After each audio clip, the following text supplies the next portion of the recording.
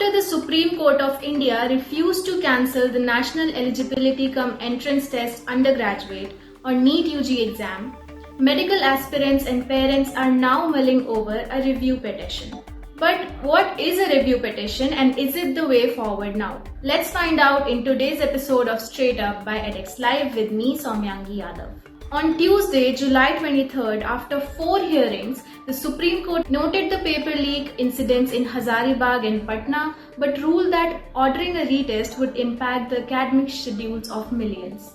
At the same time, the Central Bureau of Investigation (CBI) is still continuing with its investigation into the paper leaks for uncovering further details. The Supreme Court hearing came as a disappointment to lakhs of medical aspirants in India who had been hopeful for a fair reconduct of the entrance examination, which has been marred with paper leak and irregularities so far. Now the students are debating whether or not they should approach the Apex Court again for a review petition. Experts suggest that a review petition might not be a good idea since there is no sufficient ground at the current stage for a review petition to be entertained by the court.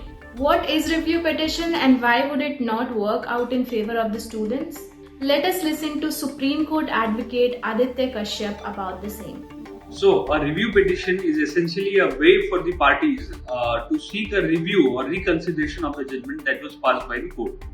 As per the Supreme Court rules, review petition is only entertainable in 2 exceptional circumstances. The first one being that there is an error in law or on facts of the case which is apparent on the record of the case. And secondly, being a discovery of a new or important substance, evidence or law which could alter the basis of the judgment and was not within the knowledge of the parties at the time of the judgment, or which could not be produced before the court despite due diligence. Now, coming to the second aspect, a review in this case may be technically feasible. However, it may not be a good idea. It is not practically possible given that there is no sufficient ground at the current stage for this to be entertained by the court. Because, see, all the facts that are right now present were considered by the Supreme Court at the time of the judgment. Therefore, it might not be helpful.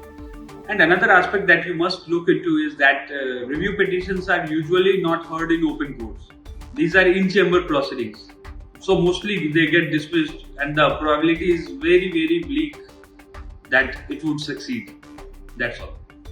The Supreme Court judgment dated July 23 states that if the investigation reveals the involvement of increased number of beneficiaries over and above those who are suspects at the present stage, action shall be pursued against them at any stage, notwithstanding the completion of the counselling process. Health activist Dr Vivek Pandey also took to social media platform X, explaining, and I quote, "Most review petitions are disposed of in chambers by the same judges who delivered the original judgment, often without oral arguments.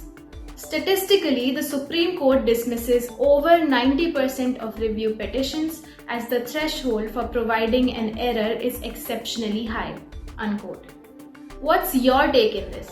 Let us know in the comments below. We will be back with another video tomorrow. Till then, mask up and stay safe.